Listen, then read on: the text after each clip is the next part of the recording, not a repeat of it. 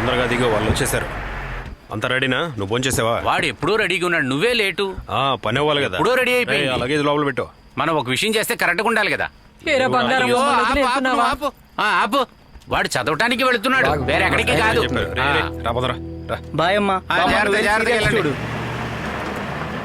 అన్నా ఏంట్రా? అది ఇవ్వలేదా? అయ్యో మర్చిపోయానే. రే, ఇది నువ్వు ఉంచుకోరా. అయ్యో నాకెందుకు బాబాయ్ ఇది?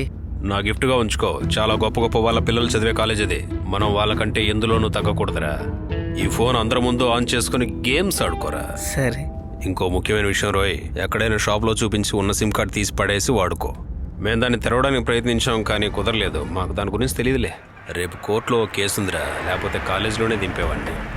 బస్సు రెడీగా ఉంది. నువ్వు బస్సు దిగంగానే అక్కడ సుధీర్ అనే పేరు గల నా శిష్యుడు ఒకడు ఉంటాడు. నువ్వు వాడితో వెళ్ళి అక్కడ నీకు కావాల్సిన ఫ్యాషన్ గా ఉండే డ్రెస్సులన్నీ తీసుకో. అలాగే ఇప్పటికి ఇది ఉంచుకో. బాబాయ్ ఇది? నేను అనుకున్న కలెక్షన్ రాలేదురా, ఉంచుకో. అయ్యో బాబాయ్ ఇది? నువ్వు భయపడకరా. ఇది ఎవరి దగ్గర కొట్టేసిన డబ్బు కాదురా, అందరూ దేవుణ్ణి వేడుకుని వేసిన డబ్బురా అది. ఇలా చూడన్నా, ఆ? సీట్లు లేవు, బండ్లో చాలా మంది నిలబడి ఉన్నారు. అయితే కూర్చున్న వాళ్ళలో ఒకరిని లేపరా. ఓకే అన్న. వెళ్ళు త్వరగా వెళ్ళు. రారా. సరే సరే టైం బాబాయ్, అవుతుంది, వెళ్ళు. వస్తాను బాబాయ్. జాగ్రత్త. నీతో చదివేవాడు ఎక్కడెక్కుతాడు? వాడు వెంకటాపురంలో ఉంటాడు, వాడు అక్కడే ఎక్కుతాడు.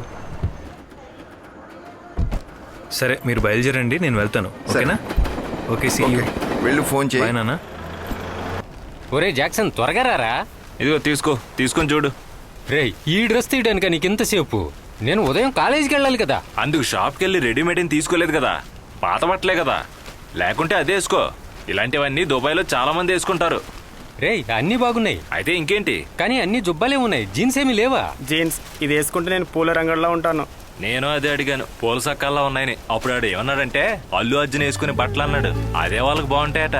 వాళ్ళు ఏదో ఒక రోజు నన్ను చూసి గర్వపడతారు. ఎందుకు? కాన్స్టెంట్ కొడుకైనా జాక్ డక్రెస్, కాన్స్టివెంట్ మెరిండా అలాంటి డ్రెస్సులు వేసుకున్నానని. ఇలారా. రే, ఇక్కడ ఉన్నట్టు దిక్కుమాల పేర్లని అక్కడికి వెళ్ళి చెప్పొద్దు. అది కాకుండా బయట చెప్పుకునేంత పేర్లా మనవి.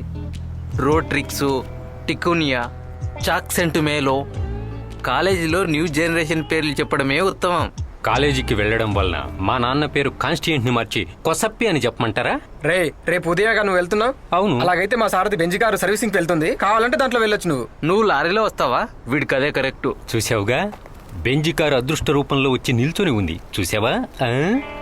రే, ఎవరో వస్తున్నారా? రే, మా నాయన వస్తున్నాడు, దాన్ని దాచి, లేకపోతే ఆయనే ఖాళీ చేస్తాడు. ఏంటి డాడీ? నీకు చలుపుట్టకుండా మీ అమ్మ ఇది ఇమ్మది నాయన. రావడానికి లేట్ అయితే అన్నం తీసి పెట్టమంటావు అని అడగమంది. మీరు వెళ్ళండి, మీరు వెళ్ళండి. అడ్మిషన్కి వెళ్తున్న ఆ ఫాదర్కి మాత్రమే నువ్వు నా కొడుకు అని తెలుసు. అది అలాగే ఉండనివ్వు. నీకక్కడ ఏదైనా అవసరమైతే సిబికి కాల్ చేయి. ఒక నార్మల్ స్టూడెంట్స్కు ఉండే ఫెసిలిటీసే నీకు ఉంటాయి. మినిస్టర్ గారి కొడుకు అనే అధికారం కన్నా ఇదే మంచిది.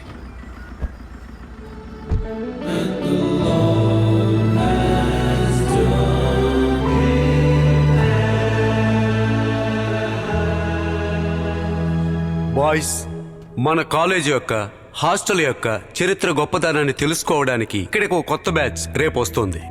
కొత్తగా వచ్చే స్టూడెంట్ ని ఈ హాస్టల్లో మీ కుటుంబ సభ్యుల్లో ఒకరిగా చూసుకోవాలి. అలా కాకుండా పిచ్చి చేష్టలలో ఒకటైన ర్యాగింగ్, ఇంకా ఏవైనా చిల్లర పనులు చేస్తే వెంటనే బయటికి పంపించేస్తాను. ఓకే? ఇంతకంటే చెప్పడానికి ఏమీ లేదు. Good night. Good night father. కొంచెం ప్రేమగా ఉండమని చెప్పడం కూడా తప్పేనా?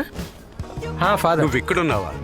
ఫాదర్, నేను అది మీనకు ఐ లవ్ యూ అని చెప్పింది ఓ చెల్లెలనే భావనతోనే ఫాదర్. ఇదిగో, ఇంకా నీ మాటలు నేను వినదలుచుకోలేదు. రేపు మీ నాన్నను తీసుకొచ్చాకే నువ్వు హాస్టల్కి వెళ్ళు.